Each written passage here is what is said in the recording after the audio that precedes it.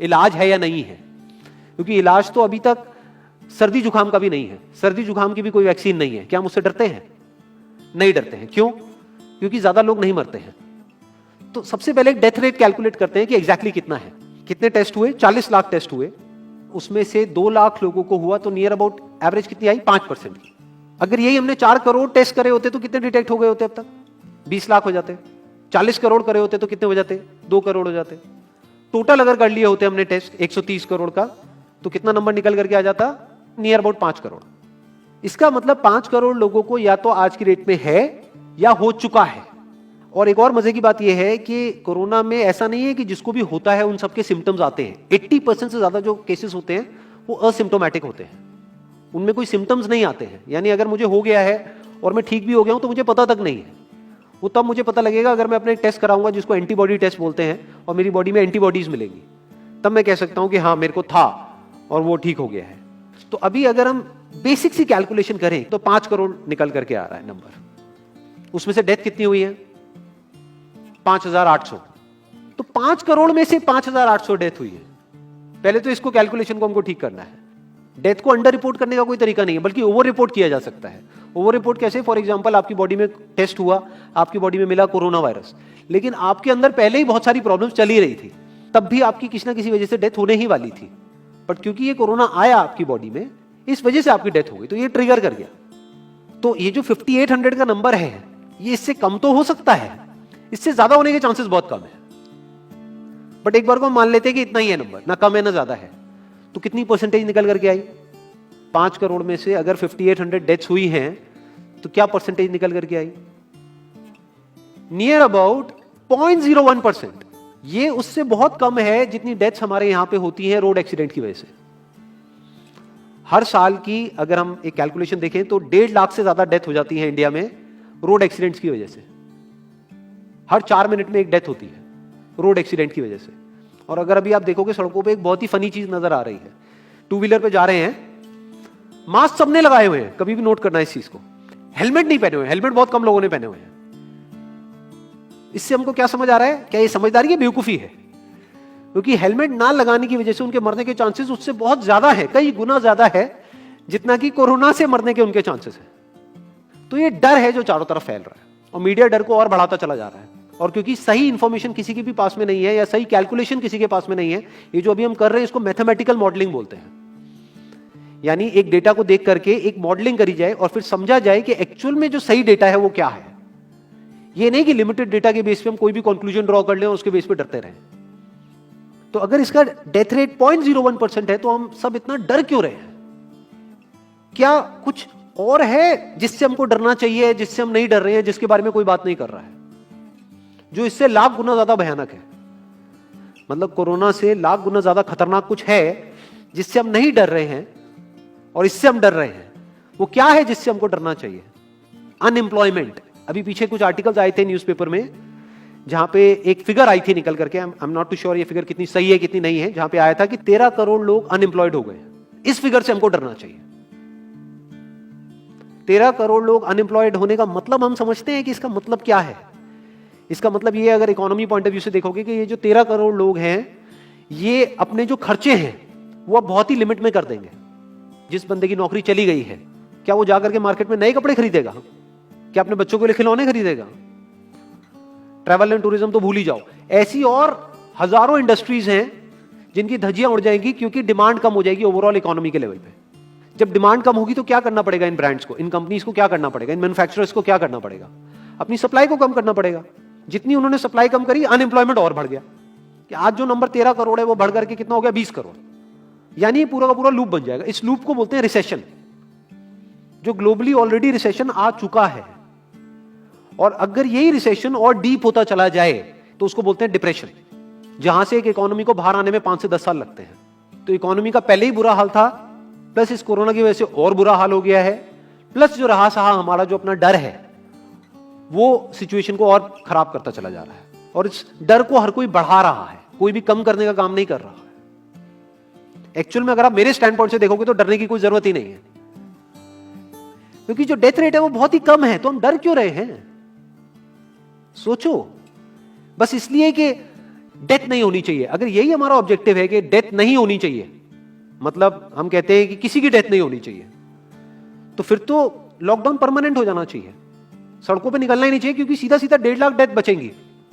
1.5 लाख लोग जो हर साल एक्सीडेंट में मरते हैं, उनको हम बचा सकते हैं ना, उनकी लाइफ बच जाएगी। परमानेंट कर दो लॉकडाउन को। कैसा है आइडिया? ये बिल्कुल ऐसा है जैसे मैंने एक आदमी की एक कहानी सुनी थी, उसके घर में एक चूहा घुस गया, तो उस चूहे को उसने पकड़ने की बड़ी कोशिश करी, लेकिन वो चूहे को नहीं पकड़ पाया। तो एंड में उसने क्या किया, घर पे आग लगा दी, अपने घर में आग लगा दी। उसके बाद भी चूहा तो बच करके निकल गया, घर चला गया, घर जल गया। यही हालत है इसकी, कोरोना की। इस डर को हमको खत्म करना पड़ेगा, तब जाकर के इस प्रॉब्लम का एक्चुअल में सॉल्यूशन निकलेगा, जो रियल प्रॉब्लम है। और रियल प्रॉब्लम कोरोना नहीं है। रियल प्रॉब्लम क्या है? हमारी जो इकोनॉमी है। रियल प्रॉब्लम क्या है? अनएम्प्लॉयमेंट। तो इस वीडियो के थ्रू मैं अपनी एक हम्बल रिकमेंडेशन देना चाहूंगा गवर्नमेंट ऑफ इंडिया को, या जो भी लोग एक पर्टिकुलर पोजीशन पे हैं उन लोगों को, कि हमको टेस्ट करने कम करने हैं, टेस्ट बढ़ाने नहीं है।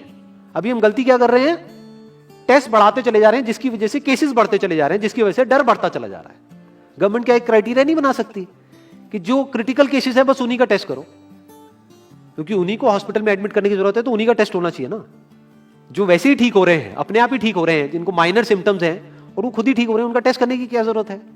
उससे तो पैनिक और बढ़ेगा। और अगर टेस्ट कर भी दिया तो हम करने क्या वाले हैं? उनको क्या हॉस्पिटल में एडमिट करने वाले हैं? नहीं, घर पे क्वारंटाइन करने वाले हैं। अभी जो क्वारंटाइन वाला फंडा है, ये भी जब बेस छोटा होता है तब तो काम करता है, जब करोड़ों में हो जाता है तब काम नहीं करता है।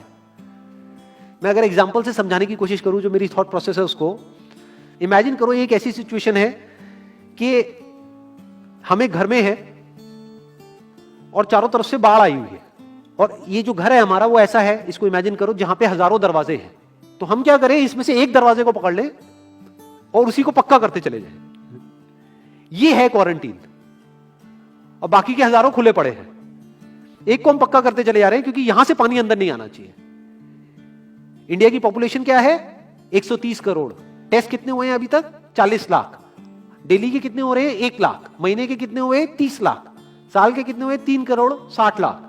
तो यानी कि अगर हमको सबका टेस्ट करना है तो कितने साल लगेंगे? 36 साल।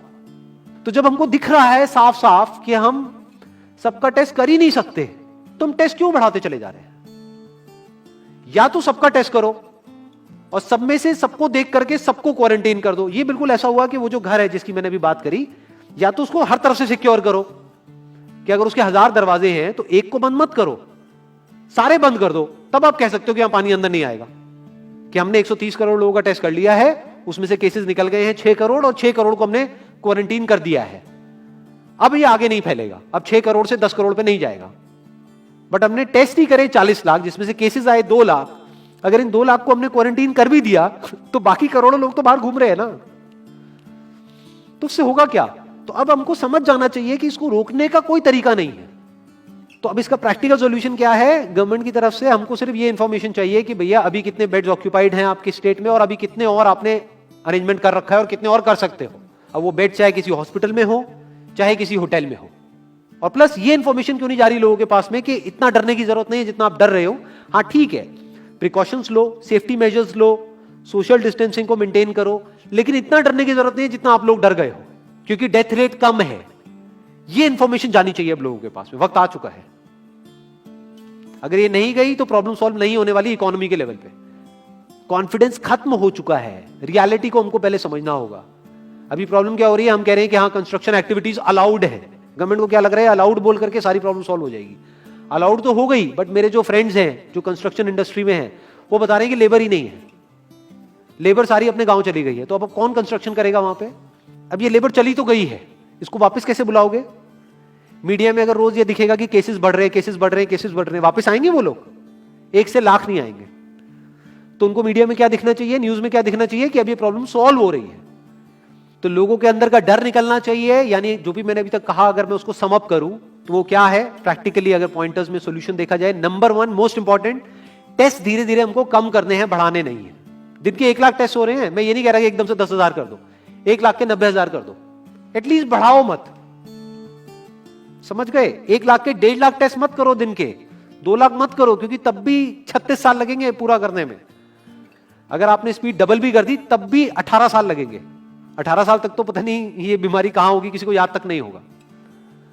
तो करना क्या है गवर्नमेंट को, अगर थोड़ा सा सेंसिबली चले कि टेस्ट को धीरे धीरे कम करते चले जाओ, यानी 1 लाख से 90,000 कर दो, फिर कुछ दिन बाद 80,000 कर दो, फिर 70,000 कर दो। इसकी वजह से क्या होगा, मीडिया में केसेस कम होते हुए दिखेंगे, अखबारों में केसेस कम होते हुए दिखेंगे, हर जगह पे जहां पे अभी आ रहा है कि अभी तक की सबसे बड़ी फिगर, आज तक के सबसे ज्यादा केसेस, वो सब धीरे धीरे कम हो जाएंगे। कम मीडिया में पैनिक फैलेगा, कम पैनिक फैलेगा लोगों में, धीरे धीरे लोग बाहर निकलना शुरू होंगे, जो अभी नीड ऑफ द आवर है। धीरे धीरे लोग बाहर निकलेंगे, धीरे धीरे डिमांड बढ़ेगी, धीरे धीरे लोगों में कॉन्फिडेंस आएगा, धीरे धीरे लोग जो गांव चले गए हैं वो वापस आएंगे, एक्चुअल में काम शुरू होगा। ऑन पेपर नहीं कि काम शुरू हो गया है, एक्चुअल में लोगों का काम शुरू होगा, लोगों का काम शुरू होगा, इकोनॉमी शुरू होगी। बिल्कुल ऐसा है जैसे 2 महीने के लिए आप किसी गाड़ी को बंद करके कहीं पे रख दो गैराज में, तो क्या होगा, बैटरी डाउन हो जाएगी, उस वक्त क्या करना पड़ेगा, उसको धक्का मारना पड़ेगा। तो अभी उस धक्के की जरूरत है, जंप स्टार्ट की जरूरत है। अब जो टाइम है वो डरने का नहीं है, इस डर को खत्म करने का है, क्योंकि कोरोना ने जितने लोगों को नहीं मारा, ये डर मारने वाला है असलियत में। तो अब इस डर को खत्म करने का टाइम आ गया है। अब हम सबको मिलकर के दिमाग ये लगाना है, ये नहीं कि डर को कैसे बढ़ाएं, बल्कि दिमाग ये लगाना है कि डर को कैसे कम करें या खत्म करें, और लोगों के कॉन्फिडेंस को कैसे वापस से लेकर के आए।